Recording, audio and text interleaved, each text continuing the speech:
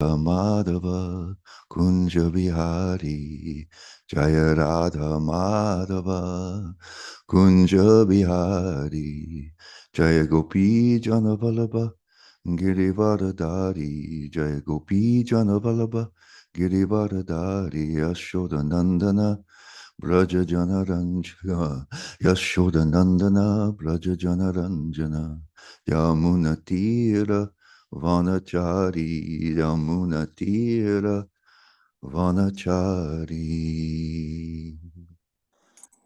Grantarajima Bhagavatam Ki Jai. Om Namo Bhagavate Vasudevaya. Om Namo Bhagavate Vasudevaya. Om Namo Bhagavate Vasudevaya.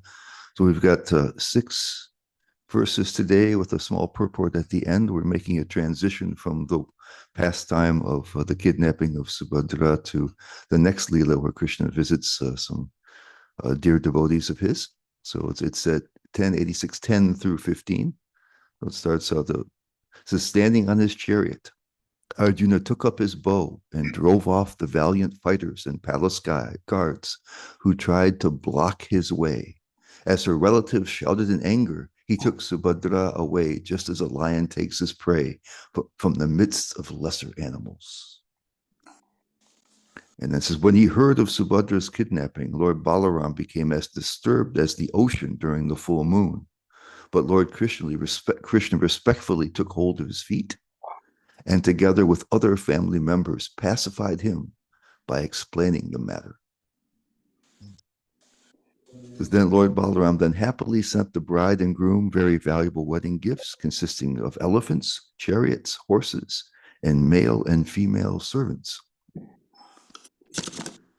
And 13, Shukadev Goswami continued, so that finishes that pastime. He says, there was a devotee of Krishna's known as Shrutadeva, who was a first-class Brahmana, perfectly satisfied by rendering unalloyed devotional service to Lord Krishna. He was peaceful, learned, and free from sense gratification. And he says, living as a religious householder in the city of Mithila, within the kingdom of Videha, he managed to fulfill his obligations while maintaining himself with whatever sustenance easily came his way. And, it says, by the will of providence, he obtained each day just what he needed for his maintenance and no more. Satisfied with this much, he properly executed his religious duties. And then we have the purport here. It says, an ideal Vaishnava Brahmana, even if encumbered by the ties of family life, should work only as hard as required to meet his obligations. Without being unnecessarily agitated for material advancement, he should devote the best part of his time and assets to his higher duties in the Supreme Lord's service. If a householder can succeed in this program, despite the unavoidable difficulties of this degraded age, he can expect Lord Krishna's personal attention, as will be seen in the case of Shrutadeva, the perfect Brahmana of Mithila.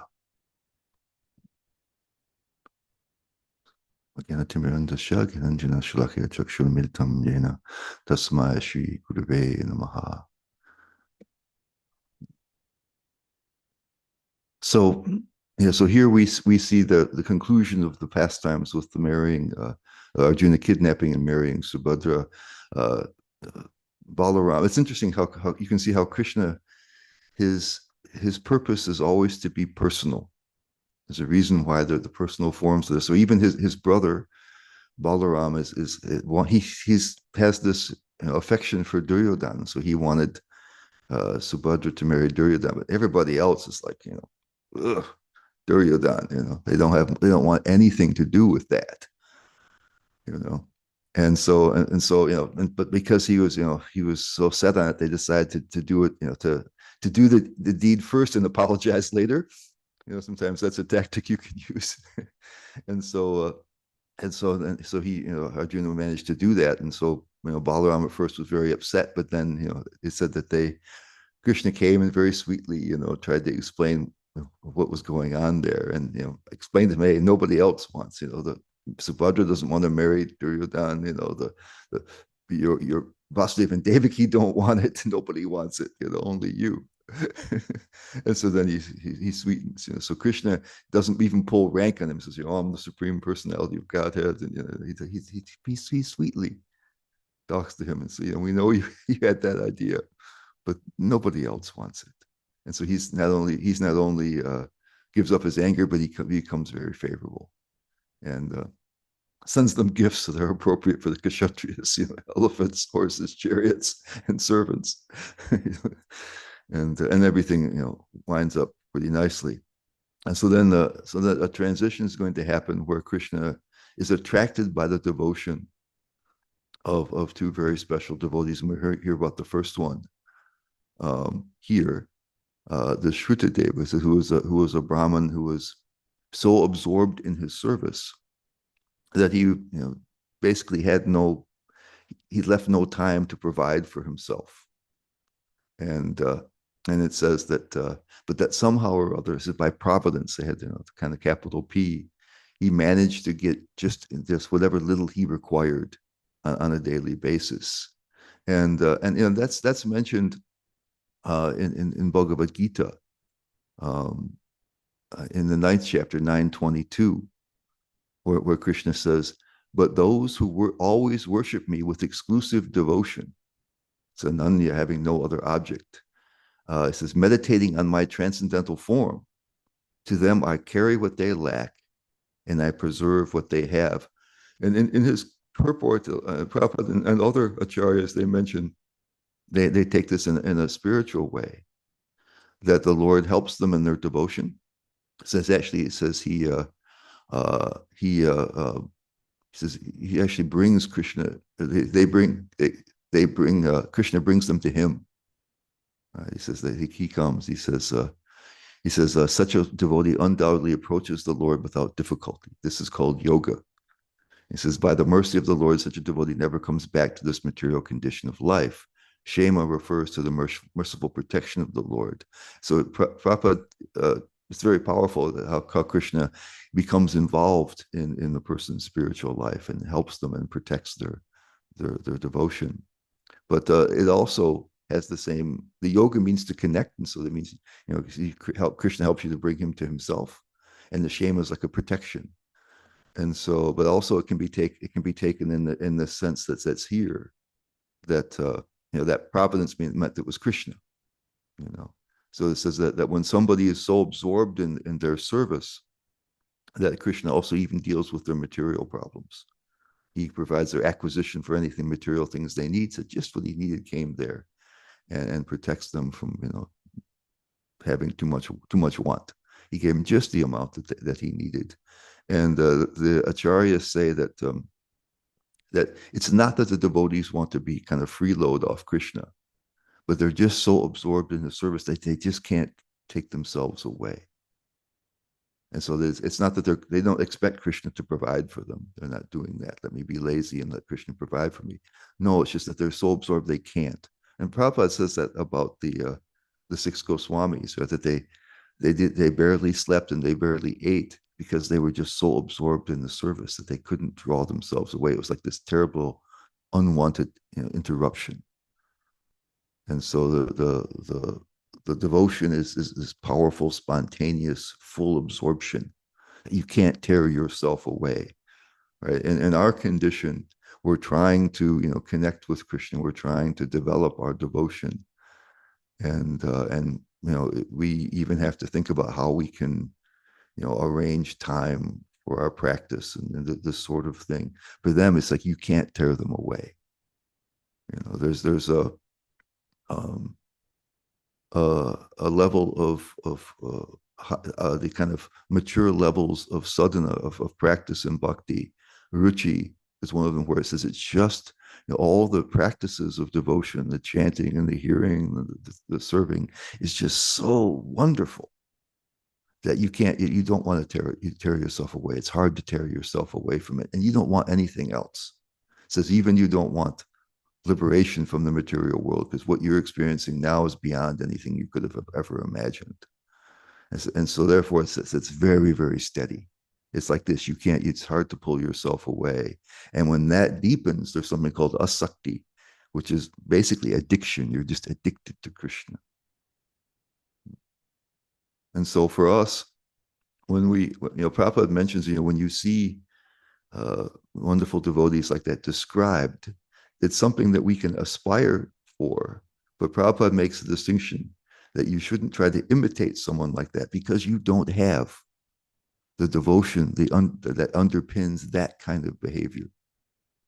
Right? He said you follow in the footsteps. So how is it that we can, most of us are in the condition, it's called anishta sadhana bhakti, where we're not remembering Krishna all the time, where there's competing desires besides devotional service. We're coming into a situation carrying certain mentalities and attitudes that we've had for many, many lifetimes, and now we're really trying to completely reorient ourselves, and that takes some time, and it doesn't just happen just by our desire alone. And so we find that we remember Krishna, then we forget Krishna. We have a wonderful experience, and then we forget Krishna.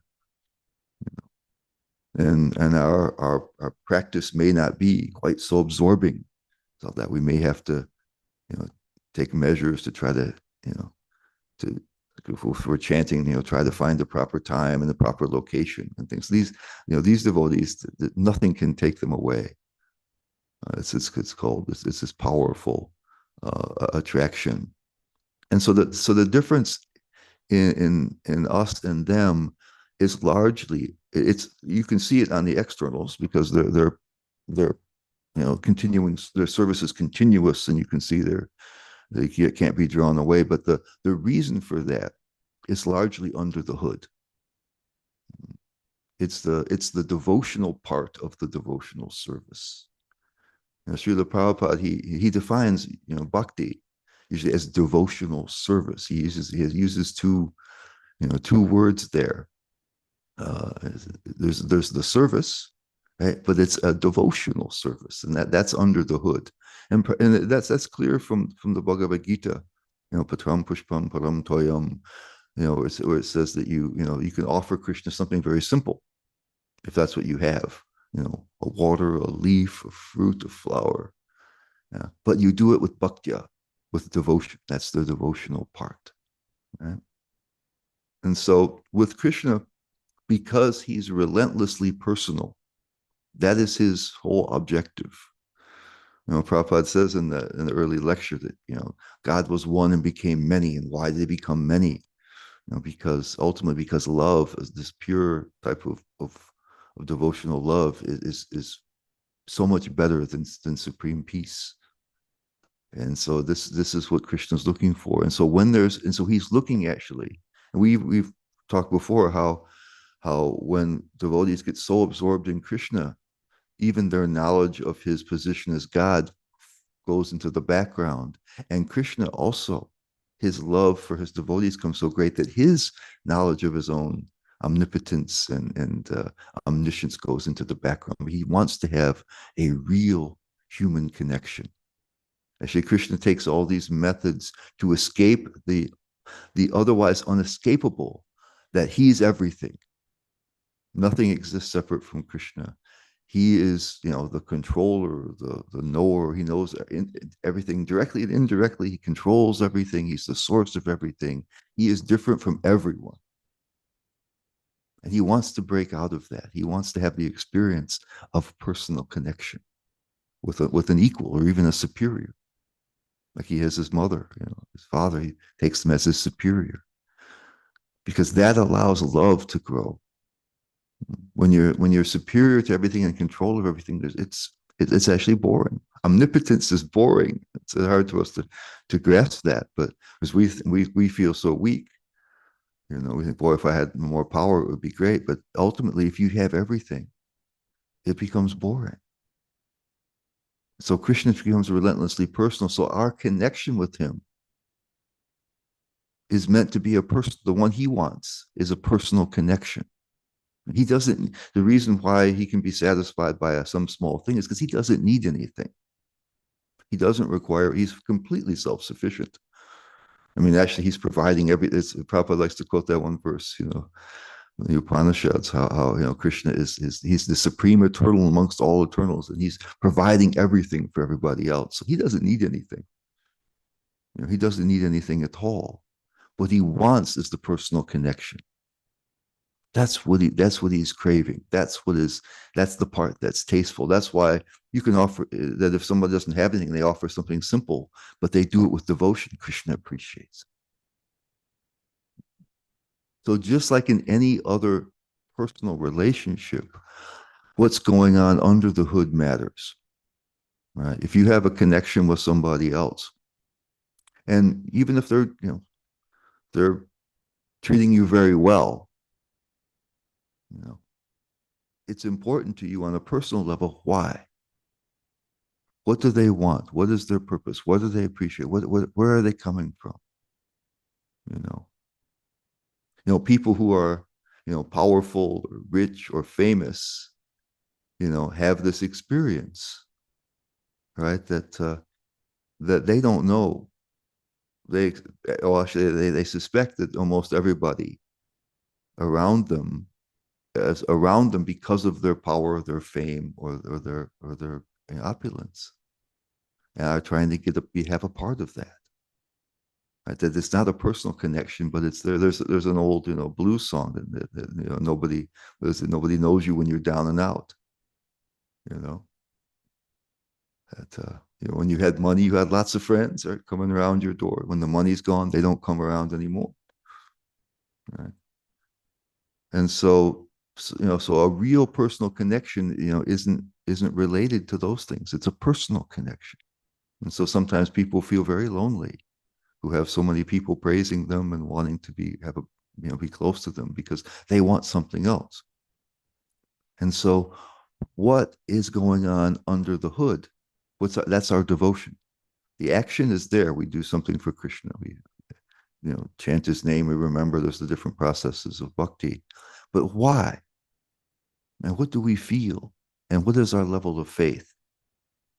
These are things that produce the underpinnings that support the actions of devotion. And when we know if we have maybe we have a boss or somebody that we have to please, but we don't like that person, if they have power over our lives, we may try to perform well, but inside it's not very pleasant and very tasteful. And there's somebody else that we have real affection for. It's a joy to do something for them. So it matters both to ourselves who are reacting to another person, and how we receive other people's actions. It depends on what we feel that they're thinking and feeling. So this is the same with Krishna, and Krishna is in the heart. So he knows what our motivations are. He knows what our feelings are. He knows what our level of faith is. He's right there. He sees us from the inside. And so, there's no chance of pulling a fast one on him, that he knows that. And so do we know what's under the hood? All right, because we may think that we're supposed to only serve Krishna to please him, and these are aspirations. It's true, but what do we really expect from Krishna? What is our real? There's things there's kind of three things in the definition of bhakti: your motivation, your level of faith, and the positive attitude you have towards Krishna, that are integral parts of bhakti. They're part. You can't separate them. They're part of the definition, and the status of those three things, is what your devotion is. Your service is one thing. The actions of Krishna Anushilanam, those are the actions directed towards Krishna. But then your positive attitude towards Krishna, Vishwanath Chakrabarti Thakur says that this positive attitude towards Krishna is the very life of the bhakti creeper. It's really important. And so sometimes I think we give an emphasis to the external actions, which also are important. We want to express whatever devotion we have, and these are ways to do that. But we do that sometimes to the detriment of the internal state, because our internal psychology is complicated sometimes, and so we just figure if we just keep doing the actions, it will work. But it's very difficult that way, because you're not developing. In one sense, you're not developing the devotion part. So Bhaktivinoda Thakur, he gives a kind of a bit of a simplified version, but it's really helpful in that way concerning motivation.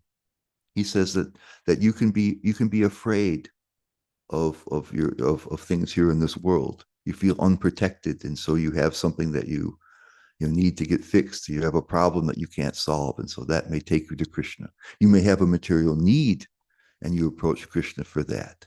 And then he says there's a duty, and he kind of lumps them together: duty and gratitude towards him. And so you recognize that Krishna is the supreme, and that he's providing for us in so many ways already, and so therefore we have an obligation to interact with him in some way, and we may do it with some gratitude, appreciating him in so many ways. If we have some idea how he helps us in the spiritual life, the gratitude deepens. And then he says there's attachment, or raga, where Krishna is just so attractive that you spontaneously are drawn to him and want to do things for him. So it's just without even thinking about anything. It's a complete spontaneous type of activity. And so generally, if we appreciate something about what bhakti can actually provide, this notion of ultimate love, the spiritual love, then we tend to focus a little more closely, at least on the duty and gratitude. We still may have other expectations how Krishna may help us in our lives. The other two things, he may figure Krishna may smooth our life out. And so we may have those things. So we need to know why. And Prabhupada, even when he defines, he looks at that verse, Anyabilashta Shunyam Gyana Karmadhyanavam Anarpatam, the verse that defines bhakti. When he defines Anyabilashta Shunyam only for the pleasure of Krishna, without any other motivation, he has a word-for-word translation of that. And then he goes on and he says, or without material desires, such as, and he gives the four regulative principles. So he understands that you don't have the kind of love in the beginning that allows you not to have any other motivation. Even Prabhupada talks about that. He talks about how we can become liberated instead of having a temporary life where there's lots of troubles, and we're an illusion. We can have an eternal life of happiness and knowledge. That's a personal thing. It's a personal desire. So we don't start out with pure desires. We just can't. We don't have enough understanding of Krishna. We don't have enough connection with him yet. And so it's important. So it's important to us to know what's motivating us. We can't fool Krishna. Why should we try to fool ourselves? And then we should know what we think about Krishna. All right. How do we feel about Krishna? How inspired are we by Krishna? What draws us to Krishna? All right. And then what is our level of faith? And Prabhupada says an important for us to reach steadiness is it's interesting. The sweetness of Krishna and his personality is a powerful, attractive force that should make our good feeling towards Krishna increase. That he's such a wonderful person. He's so kind and he's so giving, and he's so beautiful and wonderful. That should be an attractant. But the other side of which ultimately will get in the way at high levels of love, but the notion that he's all pervading and all powerful is very important for us at the stage that we're in, where we can feel protected by Krishna.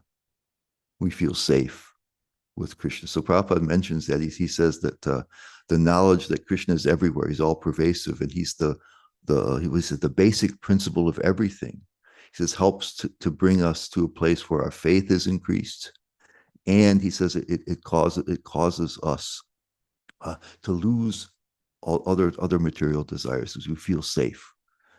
Generally, all of our material desires and fears are compensations that we've created to try to manage the situation where we feel disconnected from God and from our true selves. And so we cling to those things. So we have to realize how Krishna is fully present. This is something that we can begin to practice. And what happens is that a lot of this internal part at the beginning is it's on the level of buddhi, or the intelligence, the power of understanding, right? And so there's a difference between information that we can collect up here. We can collect a lot of information, and of course we have a lot of information, and being able to understand it and connect to things is important to us. But there's like the wisdom where something sinks in and you just know it, and actually it changes the way that you see things. And that's what's supposed to happen. Prabhupada said that the Bhagavad Gita is the culture of intelligence. Once you read the Bhagavad Gita, you're supposed to see things in a whole new way, not just think of them in a new way, but to see them and to feel them in a whole new way. And so the teachings, like we say, we know that we're a soul, and we're not a body, a mind, not our emotions, not all of these kinds of things, that we have a real self in there someplace that's primarily observing now. But we have to begin to think in those ways. I mean, it can't just be a concept. It has to become something that's deeper than that. And it's our and when we have things that some things will happen that will challenge our faith. Some things will happen that will enhance our faith. Sometimes we'll have experiences. We have a wonderful kirtan. Take a pilgrimage to India. We have a beautiful time at the temple. We have a wonderful time chanting, and we feel the presence of Krishna. We feel the connection. We feel that's something that helps our good feeling towards Krishna. It helps deepen our faith, and it makes us be more motivated to just want that, right? It affects our inner landscape. But if we don't take time to digest that and to incorporate that, we have a beautiful, blissful experience, and then we forget about Krishna, and it kind of fades out again. Then we have to go do it again. So we should we should be paying attention to the internal landscape of our devotion. That's the devotional part of our devotional service. And so when we have a experience of this wonderful kirtan, or wonderful association, or some kind of experience that really makes us have an experience of Krishna and bhakti, we should take the time to incorporate that into our understanding. We have a tendency sometimes just to want to ride the bliss, but we find out that sometimes people go to India and they come back just radiant, and in 3 weeks' time they tend to go back more towards where they were. But if you take that experience and really try to digest it, and realize, wow, this gives me more evidence of that Krishna's there, that Krishna's wonderful, that Krishna consciousness works. That actually begins to upgrade your internal landscape, and makes it much easier for you to go forward in your service. So we really, these kind of three things, why am I doing it? What am I looking to get out of it? What do I think of Krishna, and what is my level of faith? Can I trust him? And again, this is like a big one, because Krishna doesn't always do the things that we want. We know that Krishna wants those things that are good for us. And so sometimes, Krishna brings us something we weren't looking for and maybe didn't desire. Can we trust him? Do we have enough trust to deal with that? Or does Krishna have to handle us with kid gloves? And maybe the thing that's as big as anything is Krishna, he declares his willingness to help us. Are we willing to be helped? This will be the last thing. That we heard a similar case, right, of Sudama Brahmana, who was so absorbed in his service that he was basically starving to death. And so we can ask, why didn't Krishna provide for him like he does the Shrutadeva? And the Acharyas say that he had some level of pride of being so renounced. And so then Krishna didn't want to break his pride. He did eventually in a sneaky way, but he didn't provide for him enough. So you want to be renounced, you can be renounced. And so I won't help you under like I'm doing with Shrutadev, right? And so we can resist Krishna's help, and that's not just the material, but the spiritual help as well. And so one of the things that we want is credit. And it's very hard not to want some credit for our spiritual growth and progress. I'm doing this, I'm doing this, I'm doing this. And you want to feel like you deserve something. And you've earned something. That's just our natural mentality here in this world. But that blocks Krishna's ability to help. He respects our autonomy. So can we feel we're actually helpless people? Maya is Mama Maya Duryatya. He says it's very difficult to overcome. And so can we feel helpless and dependent upon Krishna's help?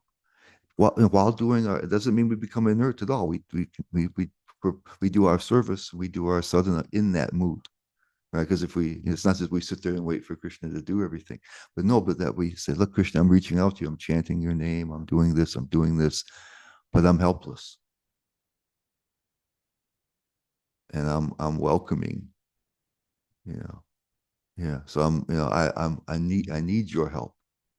That opens it up for Krishna to work on whatever it is that we have. We give Krishna permission.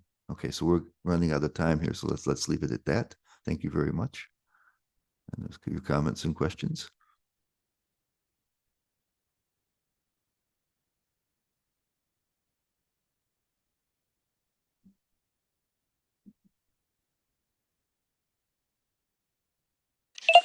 Hare Krishna.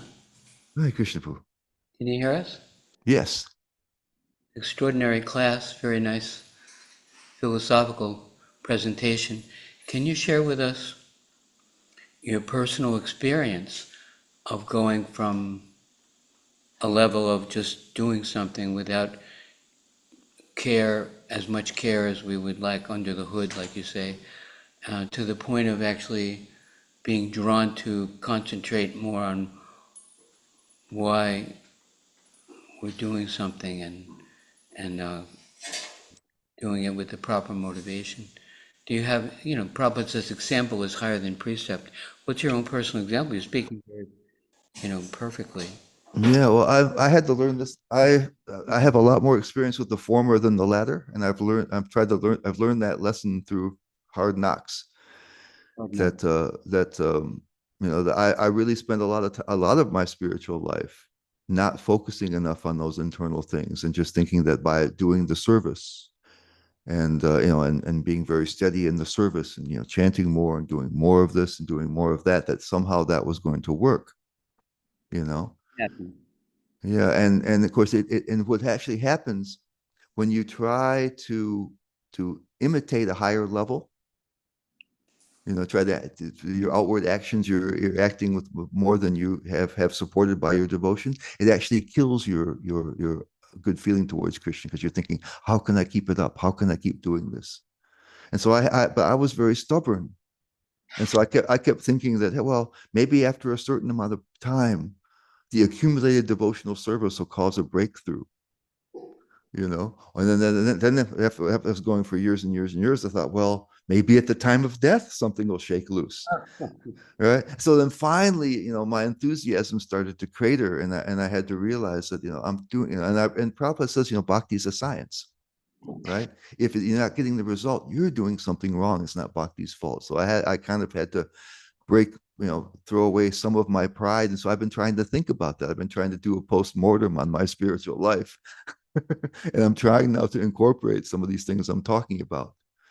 So I'm a work in progress, because what happens when you do something wrong for so many years, it is a lot harder to change direction than if you start off in the right way. So that's where I'm feeling.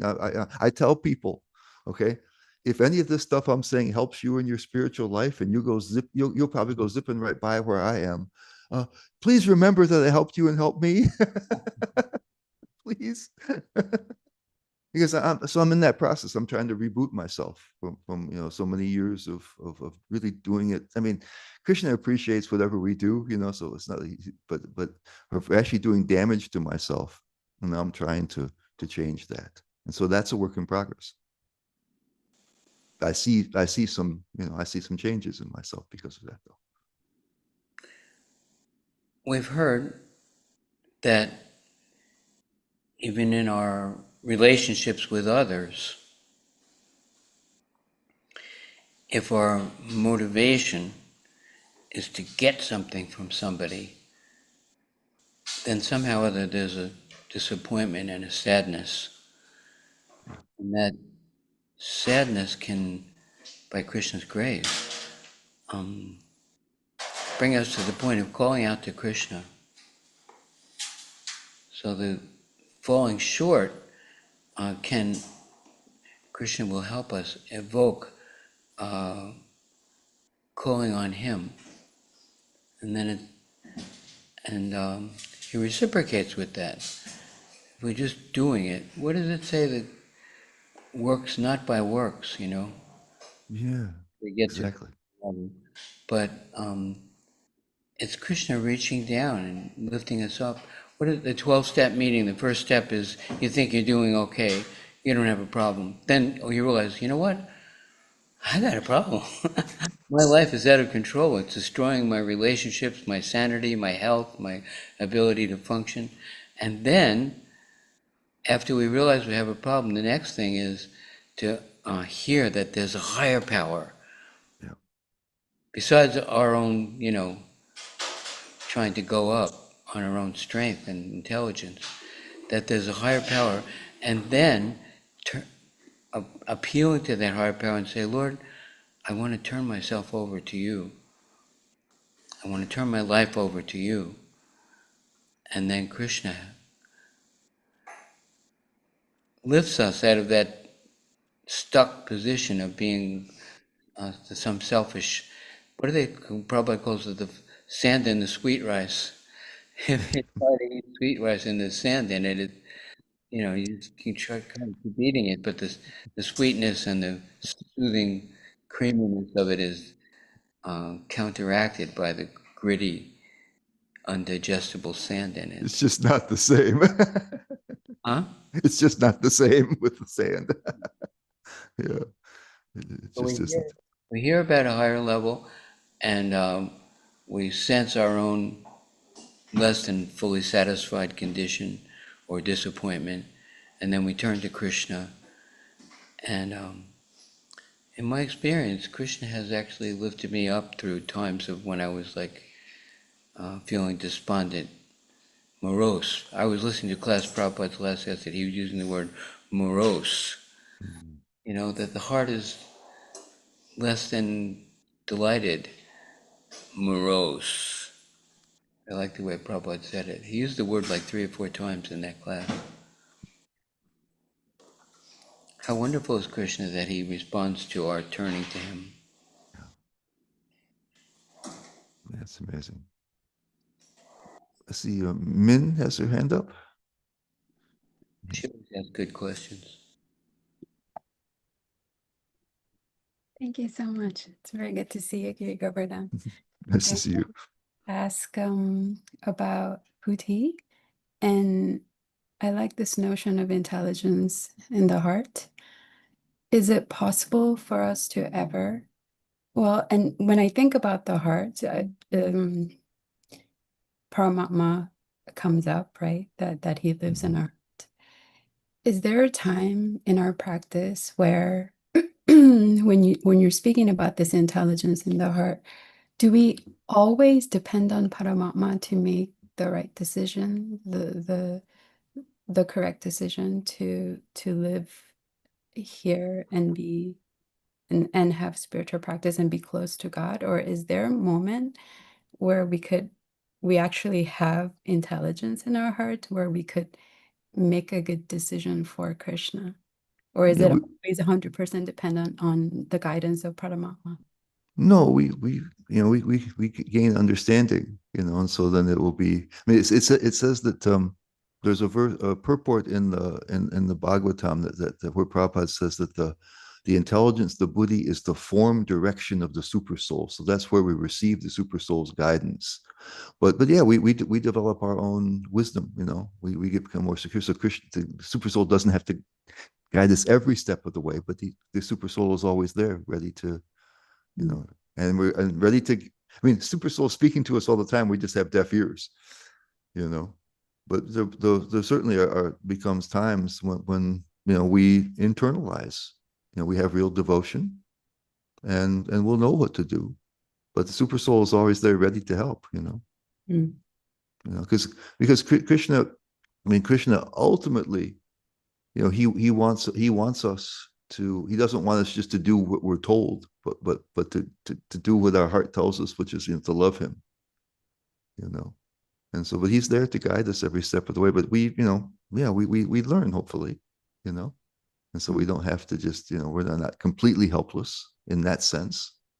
Our intelligence grows, but having that channel open is so important for us.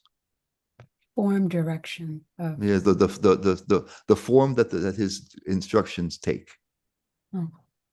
So that's how the instructions come through. You'll have an understanding. Oh, this is clear. You have an understanding. This is clear, and that's the super soul. So, I mean, we want to keep that channel open, but we may not have to depend on it for every little decision. Thank you. We kind of naturally be in. The Prabhupada says we become one in interest with Krishna. So we kind of we kind of move on to the path ourselves in some way. We don't need to have our hand held every moment, but Super Soul is there ready anytime. Thank you. There's a scriptural reference to that intelligent question. Krishna says in Bhagavad Gita, I am the intelligence of the intelligent. Yeah. And when he talks about the birds flying from going south through the winter, people say, it's instinct. And Prabhupada said, what is this instinct? It's Krishna. If you don't call it Krishna, it's still Krishna. If you have the intelligence to understand that Krishna is giving me the intelligence, then that's good. And if we don't, it's still Krishna giving us the intelligence, even if we don't call it that.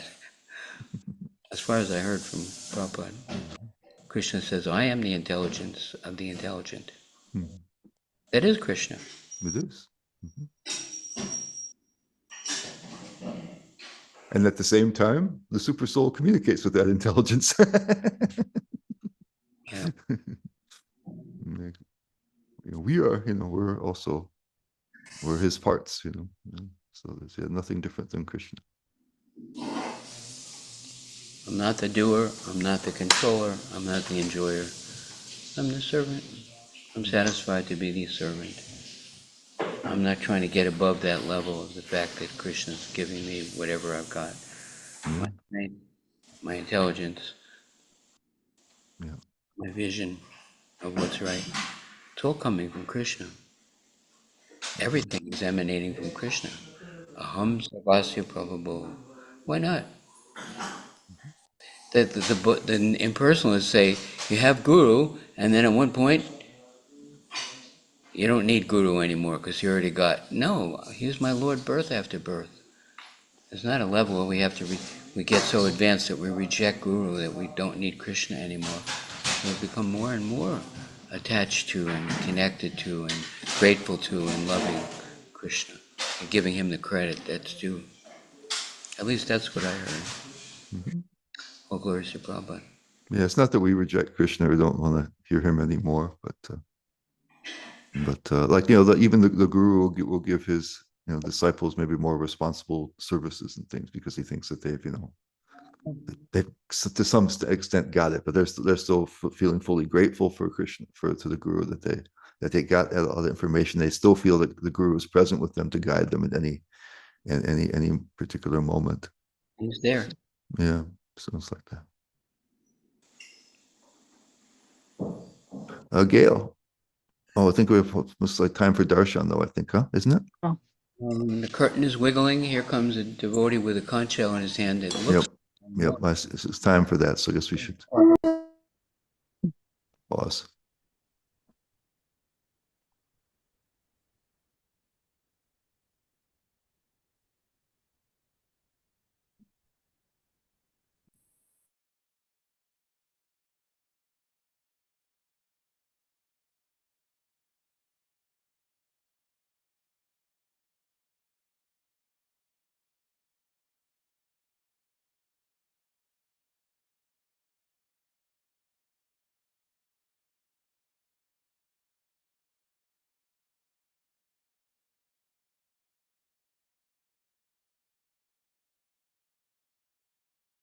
Adipurusha Prabhu, can you show us the darshan?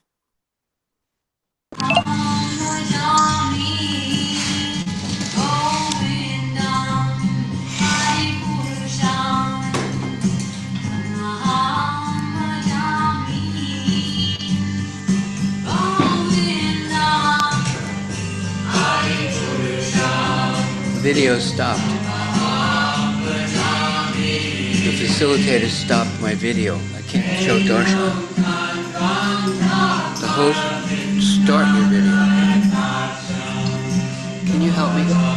Hello, Mataji. Hare Krishna. It's on now.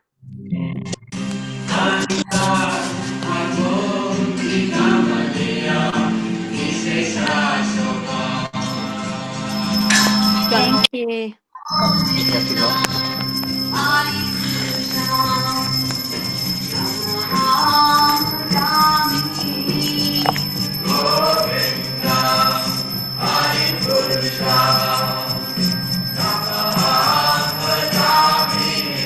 Can you see Krishna?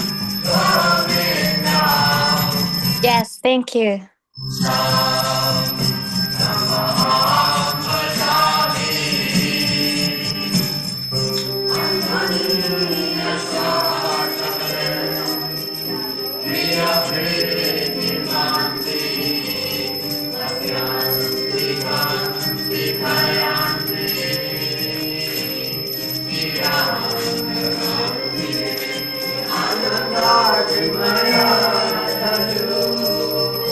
Bala Vigrahaya Govinda Adi Purusham Namaham Gami Govinda Adi Purusham Namaham Gami Govinda Adi Purusham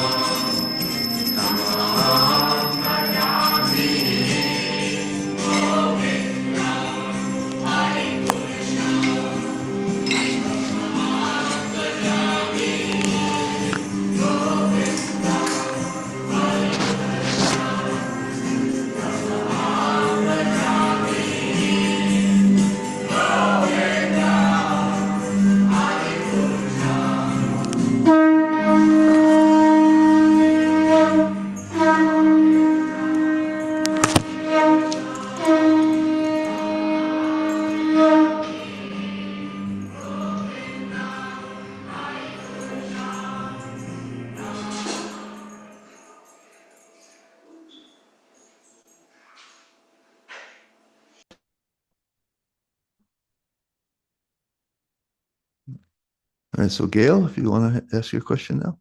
Hare Krishna, thank you, Prabhu.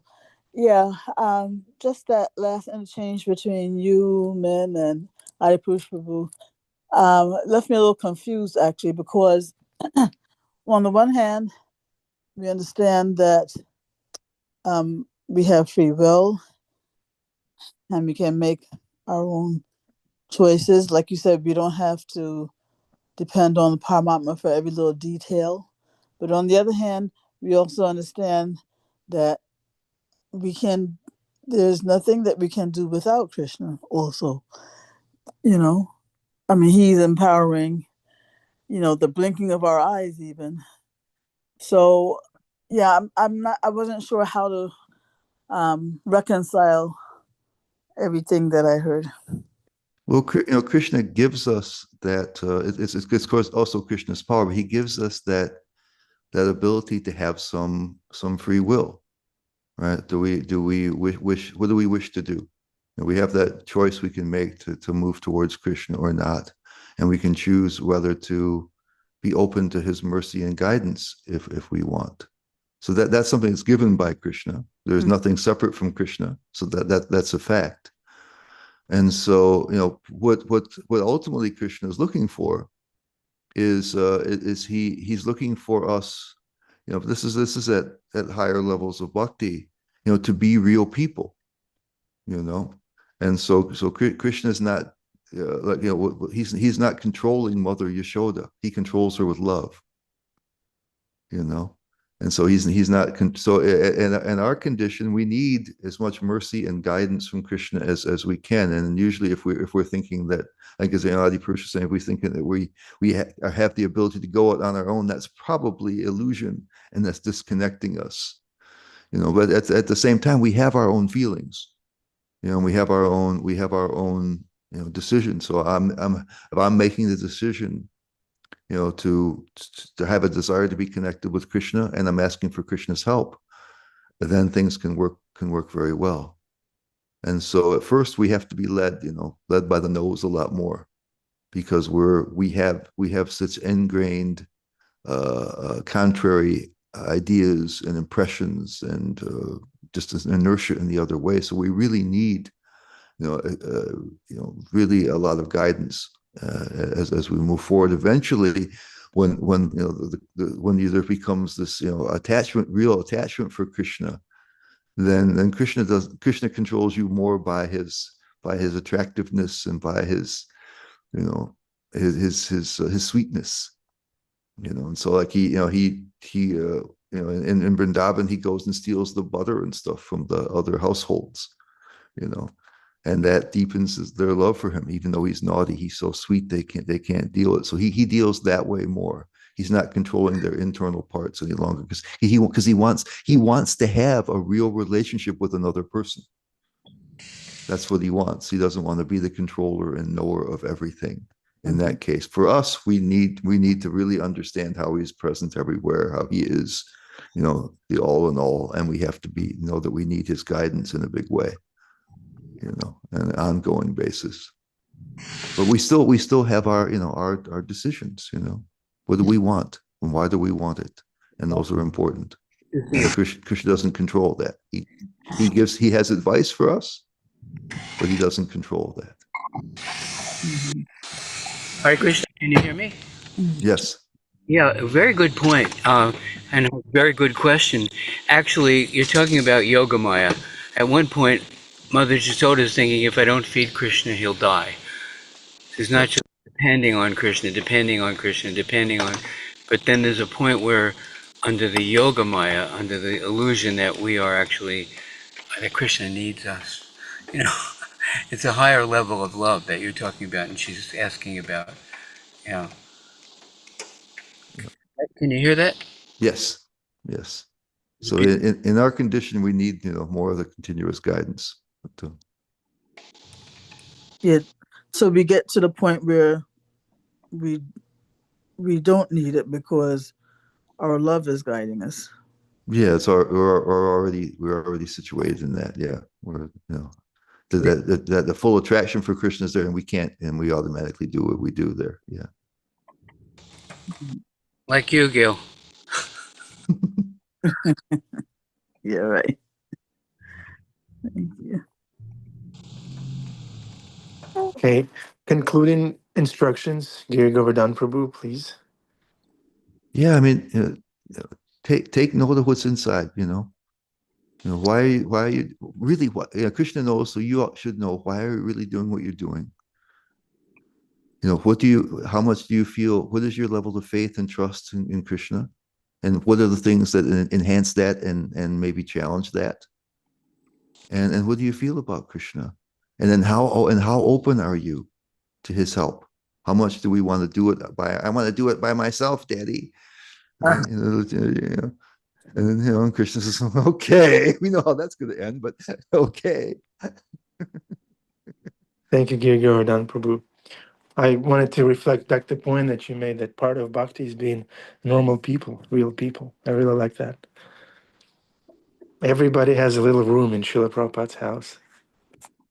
I mean, I think almost anytime you find a defect in ourselves or in our society, it's due to a lack of personalism. Some impersonalism has crept into us or to the society. So I think I'm agreeing with you. It's all being real people. Thank you, Giri Govardhan Prabhu. Okay, with this, we are going to request Kartik Prabhu to unmute himself and say Hare Krishna as loud as he can. Kartik Prabhu, please go ahead. Hare Krishna, everyone. Thank you so much for the wonderful class. Sweet. Thank you, Kartik Prabhu. Thank you, Giri Govardhan Prabhu. Thank you, Adipusha Prabhu. Gail, Min, everyone. We love you. We need you. Come again tomorrow. It's raining outside. Don't be discouraged. It's coming from Krishna. Sadhvi, may I ask, Sadhvi says, may I ask if there's a WhatsApp connecting? Yes, Sadhvi, we're going to send, I'll put the link in response to your message. Hare Krishna.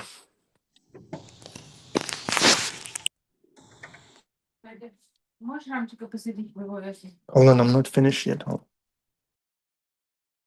Okay, Sadhvi, here comes the link.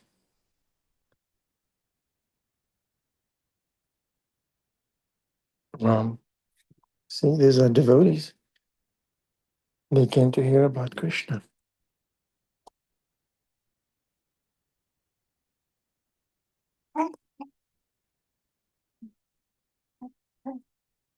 Invite via link. Copy link. Sadhvi. Here's the link. Okay. So my tick appointment went well. It was a phone call to a devotee doctor. He gave me the medicine. It's the same medicine as Bhima Prabhu gives to his horses. So I feel privileged that I've been taken care of so nicely. I just got through with a 8-inch long syringe needle. The needle is 4 inches long, and I had to harpoon it into the horse's neck in order to get this antibiotic straight into the system. So I'll bring that needle down for you, Ananda Bihari, Yeah, and I'll put please. some nectar. I'll put nectar in the syringe, and I'll just harpoon it into your neck. That's what I need. I need Are a we strong down? Right. intervention. Yes. Yeah. Keep your needles clean and ready for me, Bhima Prabhu. That's right. When you least expect it and you feel a pinch on the back of your neck, it's only nectar, Prabhu. Yes.